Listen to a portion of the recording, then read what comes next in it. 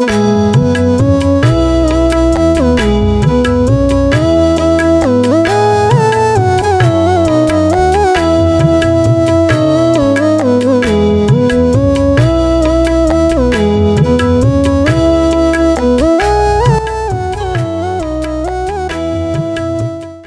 brothers and sisters in the Lord, ప్రభునందు ప్రియమైన సోదరి సోదరులారా, today's verse for our meditation is taken from Isaiah 12:2. ఈ రోజు మన ధ్యానం కొరకు యెషయా గ్రంథం 12వ అధ్యాయము 2వ వచనం నుండి తీసుకొనబడింది. Behold, God is my salvation, I will trust and not be afraid. ఇదిగో నా రక్షణకు కారణభూతుడగు దేవుడు, నేను భయపడక ఆయనను నమ్ముకొనుచున్నాను. This is Isaiah's song of praise to the Lord for being his salvation. ఇది యెషయా దేవుడు ఆయనకి రక్షణ కారణభూతుడుగా ఉన్న కారణాన్ని బట్టి యెహోవాను స్తుతించున్నటువంటి పాటగా ఉంది. Our text ends the opening section of Isaiah's prophecies. మన భాగంలో యెషయా యొక్క ప్రవచనాలు ఆరంభ మాటలు చూస్తున్నాం. They were closed. He was speaking about the God's judgment and the cleansing of Israel. అంటే ఇశ్రాయేలుని శుద్ధిపరిచేటువంటి ఆ ప్రవచనాల గురించి ఆయన ముగింపు మాటలు చెప్తున్నాడు. And after that he is talking about this. తర్వాత వీటి గురించి చెప్తున్నాడు ఆయన. It also follows the prophet's announcements of deliverance and restoration. ఇక్కడ ప్రవక్త వారిని విడిపించే దాని గురించి, విడుదల గురించి కూడా ప్రకటన చేస్తున్న మాటలు. In our text, Isaiah thanks God that while God has been rightly angry at Israel, మన భాగంలో చూస్తున్నాం, దేవుడు వాస్తవంగానే ఇశ్రాయేల్ మీద ఆయన కోపపడినాడు కాబట్టి ఆయన స్తుతిస్తున్నాను అంటున్నాడు. God has graciously replaced that anger with the mercy of for God's children. దేవుడు ఎంతో కృపతో ఇశ్రాయేల్ ప్రజలు, దేవుని ప్రజలపైన కనికరం చూపుతూ కోపం చల్లార్చుకున్నాడు. In many ways, అనేక విధాలుగా that is చూస్తే the very gist of the whole gospel. ఈ సువార్త అంతటి ఒక సారాంశం అది. Human rebellion against God angers the Lord. మానవుడు దేవునికి విరోధంగా తిరుగుబాటు చేయుటే దేవునికి కోపం పుట్టించింది. For the sake of Jesus Christ, God has replaced God's anger with mercy. యేసుక్రీస్తు వారిని బట్టి దేవుడు తనకున్న కోపాన్ని మార్చివేసినాడు, కనికరం చూపించాడు. People, after all, naturally worship not the living God as revealed by the Holy Spirit in the scriptures, but the kind of God we imagine. లేఖనాల్లో ప్రజలు వాస్తవంగా దేవుడు ఏమై ఉన్నాడో ఆయనను పూజించడం కాదు, ఆయనను ఆరాధించడం లేదు, కానీ ఒక దేవుడు లాంటి వాడుగా ఊహించుకుంటూ వాళ్ళని పూజిస్తున్నారు. So we naturally think that God never gets angry. కాబట్టి స్వాభావికంగా మనం ఏమనుకుంటామంటే దేవుడు అనేవాడికి ఎప్పుడు కోపం రాదు. Most can only imagine that God is always merciful. ఎక్కువ శాతం ఏమనుకుంటారంటే దేవుడు ఎల్లప్పుడూ కూడా కనికరం చూపుతుంటాడు. Isaiah 12 does not just serve as a good corrective to that misperception. యెషయా గ్రంథం 12వ అధ్యాయంలో వారు ఏదైతే తప్పుగా దాన్ని అనుకుంటున్నారో దాన్ని సరిచేస్తూ ఉండడం మాత్రమే కాకుండా, it also helps us to know how to hold God's anger and mercy in proper tension. ఏ విధంగా దేవుని యొక్క కోపం గురించి మనం ఆలోచన చేయాలో, ఆయన యొక్క కనికరాన్ని గురించి ఆలోచన చేయాలో చెప్తున్నాడు. In verse 2, Isaiah affirms that God is his salvation. 2వ వచనంలో దేవుడే నా రక్షణ కారణభూతుడని నిశ్చయంగా చెప్తున్నాడు. The prophet mentions salvation 3 times in verses 2 and 3. 2-3 వచనాల్లో ప్రవక్త రక్షణ అనే మాట 3 సార్లు ప్రస్తావించాడు. What's more is the name Isaiah also means Lord is my salvation. ఇంకెక్కువగా మనం చెప్పాలంటే యెషయా అనే పేరు కూడా దేవుడు నా రక్షకుడు అని అర్థం. So even the prophet's very name stands as a kind of testimony to God's amazing grace. కాబట్టి యెషయా యొక్క పేరులోనే దేవుడి యొక్క అమోఘమైనటువంటి రక్షించే కృపకి ఆయన పేరు అర్థాన్ని ఇస్తుంది. Because God is Israel's salvation, that is her rescue. అంటే ఎందుకంటే దేవుడు ఇశ్రాయేలును రక్షించేవాడు, వారిని విడిపించేవాడును. Isaiah asserts that Israel can both trust in God and not be afraid. కాబట్టి ఇశ్రాయేలీలు దేవుని యందు నమ్మిక ఉంచి భయపడకుండా ఉండాలని యెషయా వాళ్ళకు చెప్తున్నాడు. Of course, fear is the natural human response to threats. భయము అనేది సహజంగానే మానవుడు వారికి వచ్చే బెదిరింపులకు స్పందనగా ఉంటుంది. People can't naturally put trust in the face of danger. ప్రజలు స్వాభావికంగానే వారు ఎదుర్కొనేటువంటి అపాయకరమైన విషయాలపైన నమ్మిక ఉంచలేరు. So trust in God's graciousness. Those who are afraid, the prophet is telling. చూడండి, భయపడేవారు దేవుని యందు నమ్మిక ఉంచవలసిందిగా ప్రవక్త చెప్తున్నాడు. here when we see ఇక్కడ మనం చూస్తాం echoing Israel's song on the far side of the Red Sea, whose water swallowed up her Egyptian pursuers. చూడండి, ఎక్కడైతే ఎర్ర సముద్రంలో ఐగుప్తులు వారిని తరుముతా ఉన్నప్పుడు ఆ నీళ్లు, సముద్రం నీళ్లు వాళ్ళని మృంగివేశాయి కదా, దాన్ని ప్రతిధ్వనిస్తూ Isaiah sings, యెషయా పాట పాడుతున్నాడు. the Lord is my strength and my song, he has become my salvation. యెహోవా యెహోవాయే నాకు బలము, ఆయనే నా కీర్తనకు ఆస్పదము, ఆయన నాకు రక్షణ, he is my strength, ఆయన నా బలము, he is my song, ఆయన నా గానం, he is my salvation. ఆయన నా రక్షణ. In doing so, the prophet links his own salvation, about which he sings to Israel's earlier. ఈ విధంగా చేయటం వలన He is comparing with Israel's salvation, redemption from Egypt. ఇశ్రాయేలీలు ఆ యొక్క ఐగుప్తు నుండి విడుదల పొందినప్పుడు ఆ కీర్తన పాడిన కీర్తన తను ఐక్యపరచుకుంటున్నాడు. And this helps to draw lines from Israel's exodus to her coming, return from exile, to which the prophet alludes our text. ఇది ఇశ్రాయేలీలు ఆ ఐగుప్తు నుండి విడుదల అయ్యి వారు నిర్గమం అవుతూ వస్తున్నటువంటి ఆ సందర్భాన్ని ఇక్కడ ఉన్నటువంటి మన భాగంలో కూడా పోల్చి చెప్తున్నాడు.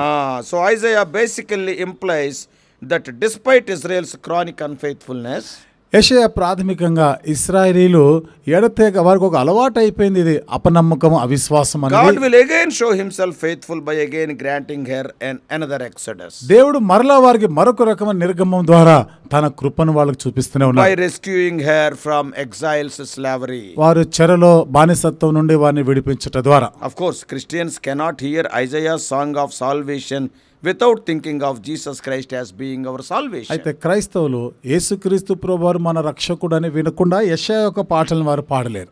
So Christ is our salvation. క్రీస్తే మన రక్షణ అయి ఉన్నాడు. We usually think of God as graciously giving God's sons and daughters things like salvation, strength and song. సాధారణంగానే దేవుడు మన విమోచకుడు, మన రక్షకుడని మనము పాటలు పాడుతూ ఉంటాం ఆయనకి. Yet here the prophet speaks of God as his salvation. ఆయన ప్రవక్త ఇక్కడ అంటాడు కదా, యెహోవా నా రక్షణ అని పాడుతున్నాడు. In verse 3 Isaiah goes on to say, 3వ వచనంలో యెషయా ఇంకా చెప్తున్నాడు, he is singing, ఆయన పాడుతూ ఉంటాడు, with joy you will draw water from the wells of salvation. ఆనందపడి రక్షణాధారములైన బావులలో నుండి నీళ్లు చేదుకొందురు. God's salvation is refreshment for spiritually parched people. దేవుని యొక్క రక్షణ అనేది ఆత్మీయంగా ఎండిపోయినటువంటి స్థితిలో ఉన్న వారికి తెప్పరిల్ల చేసేదిగా ఉంటుంది. A couple of things about that phrase stand out, two or three things. కాబట్టి ఒక 2-3 సంగతులు ఇక్కడ మనం చూస్తున్నాం. Isaiah compares salvation to a well that offers what people can't live without, that is water. యెషయా రక్షణని బావులతో పోలుస్తున్నాడు. అంటే ప్రజలు ఆ నీళ్లు లేనిదే వాళ్ళు బ్రతకలేరు కదా. That suggests that salvation is as necessary for human well-being as water itself. ఇదేం చూపిస్తుందంటే ప్రజలకి నీళ్లు ఎంత అవసరమో, నీళ్లు లేనిదే బ్రతకలేరో, రక్షణ అంతే అవసరం, రక్షణ లేనిది వాళ్ళు బ్రతకలేరు. What's more is the wells of salvation suggest not only a thin trickle of salvation but a deep abundance of salvation. ఇక్కడ మరింత ఎక్కువగా ఏముంది, రక్షణాధారమైన బావులు అంటే ఏదో కొంతవరకు మనకి అవసరమైన నీళ్లు కాదు, కానీ అవి సమృద్ధి అయినటువంటి జలములు ఇచ్చేది. And of course Christians can hardly hear this phrase without thinking of Jesus Christ as the living water. అయితే క్రైస్తవులు క్రీస్తుని గురించి ఎరగకుండా, తలంచకుండా ఆయన జీవజలముగా వాళ్ళు ఆయనను అంగీకరించలేరు.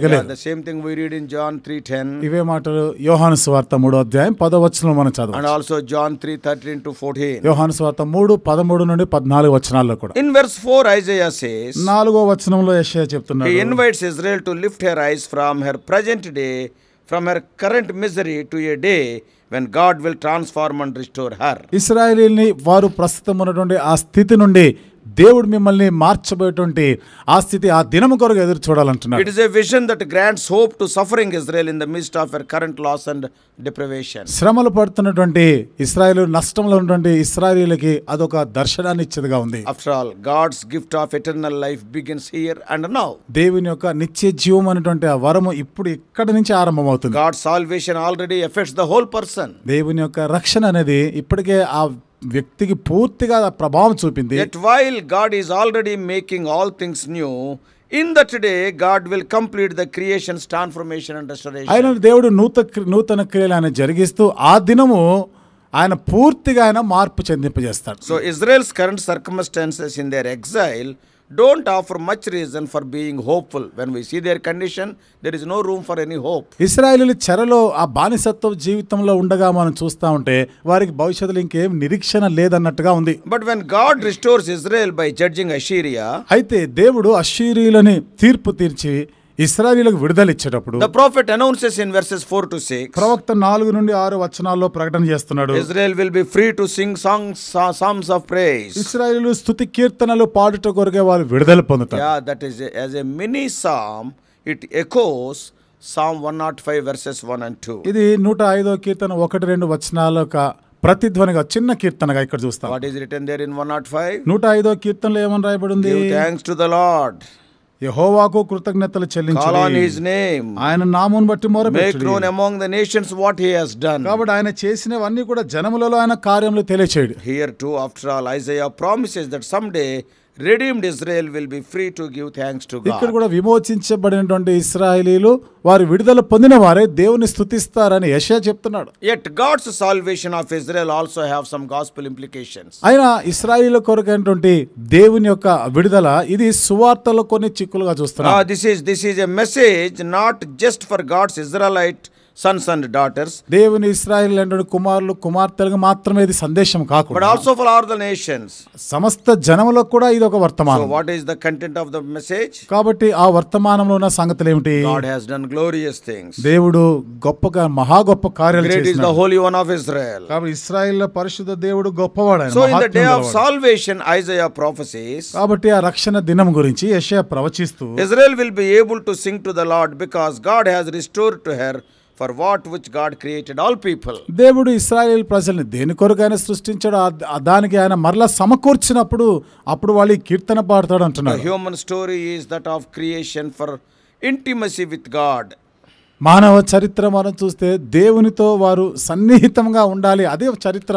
When God created Adam and Eve, దేవుడు ఆదాము హవ్వలను what సృష్టించినప్పుడు is the desire of God? దేవుని ఆశ ఏమిటి? I want to be too close to you. నేను మీకు ఎంత సమీపంగా ఉండాలని. Even while he is talking about the church also in the New Testament, కొత్త నిబంధనలో సంఘము గురించి మాట్లాడుతూ కూడా what he is telling? ఏమని I చెప్తున్నాడు? am the shepherd and you are the sheep. నేను కాపరిని, మీరు గొర్రెలు. I am the vine and you are the branches. నేను ద్రాక్షవల్లిని, మీరు తీగలు. I am the chief cornerstone and you are the living stones. నేను ముఖ్యమైన మూలరాతిని, మీరు I సజీవమైన am the head రాళ్ళు. and you are the body. నేను శిరస్సు, మీరు శరీరం. I am the bridegroom and you are the bride. నేను పెళ్లి కుమారుని, మీరు పెళ్లి See, కుమార్తె. when we see all these comparisons and pictures, ఈ సరిపోలికలు, ఈ దృశ్యాలన్నీ మనం చూస్తే we are able to see only one truth. ఇక్కడ ఒకే సత్యాన్ని మనం గ్రహించగలం. What is that? అదేమిటి? I want to be so close to you. నేను నీకు ఎంతో సమీపంగా I ఉండాలని want to కోరుతున్నాను. maintain inseparable intimacy with you. విడదీయరానిటువంటి ఆ సమీపత్వాన్ని నీతో కలిగి I ఉండాలని want to have the కోరుతున్నాను. continual fellowship with you. నీతో ఎడతెగని సహవాసము చేయాలని This is the కోరుతున్నాను. desire of God right from the human creation. ఇది మానవ సృష్టి నుండి, ఆరంభం నుండి కూడా దేవుని యొక్క ఆశ ఇదే. But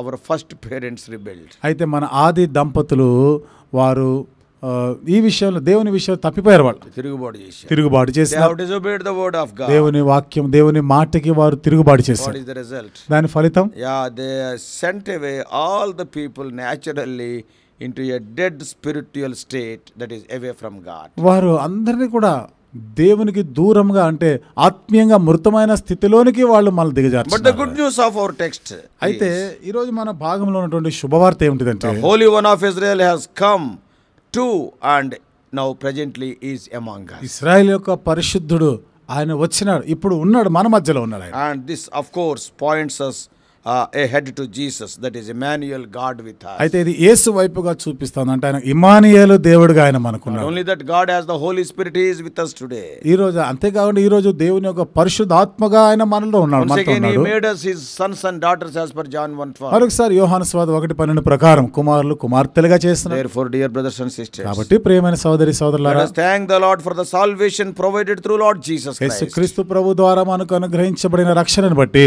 దేవునికి కృతజ్ఞతలు చెల్లిస్తాం. But by and by, the question is, are you saved? అయితే ఇప్పుడు ప్రశ్న ఏమిటంటే, నువ్వు రక్షించబడ్డావా? Have you become a child of నువ్వు God? దేవుని బిడ్డగా మార్చబడ్డావా? God has provided everything. దేవుడు నీకు అన్ని కూడా ఇచ్చినాడు. What all is lost because of the disobedience of Adam? అదామ విధేయతను బట్టి కోల్పోయినవి పోగొట్టుకున్నవన్నీ కూడా because of Lord Jesus Christ, He has provided for us. యేసుక్రీస్తు ప్రభు ద్వారా అవన్నిటి కూడా మన కొరకు ఆయన అందుబాటులో But పెట్టినాడు. the question is, అయితే ప్రశ్న ఏమిటిదంటే, are you saved? నీవు రక్షించబడ్డావా? Are you enjoying what the Lord has provided? దేవుడు నీకు ఇచ్చిన వాటిని నువ్వు ఆనందిస్తున్నావా? If not, లేకపోతే confess your sins today and washed by His precious ఈ రోజే నీ పాపములని ఒప్పుకొని ఆయన రక్తం ద్వారా కడగబడాలి. then you can draw the living water from the wells of salvation. అప్పుడు రక్షణాధారమైనటువంటి బావులలో నుండి నీళ్లు చేదుకుంటాం. May God help you. దేవుడు నీకు సహాయం చేయనుగా. Let us pray. ప్రార్థన చేసుకుందాం. Before I pray, నేను ప్రార్థన చేయకముందు, as I already told you earlier, నేను ఇంతకు ముందే చెప్పినట్లుగా through 2 channels these morning meditations are being broadcasted. ఉదయకాలపు ధ్యానములు 2 ఛానల్లో కూడా ప్రసారం అవుతున్నాయి. That is, one is Hebron headquarters. ఒకటేమో హెబ్రోన్ హెడ్ క్వార్టర్స్ అనే ఛానల్ ద్వారా, The other thing is మరొకటి from my own channel, John Victor Hebron. సహోదరి ఛానల్ ఒకటి ఉంది, జాన్ విక్టర్ హెబ్రోన్ అనే ఛానల్ ద్వారా కూడా. So if you want, you can subscribe to that channel also. కావాలనుకుంటే మీరు ఈ ఛానల్ కూడా మీరు సబ్స్క్రైబ్ So my చేయొచ్చు. YouTube channel, John Victor Hebron. కాబట్టి యూట్యూబ్ ఛానల్ పేరు John Victor Hebron. So if you want, you can subscribe. కాబట్టి మీరు కావాలనుకుంటే దీనికి కూడా మీరు సబ్స్క్రైబ్ చేయొచ్చు. Let us pray. ప్రార్థన చేసుకుందాం.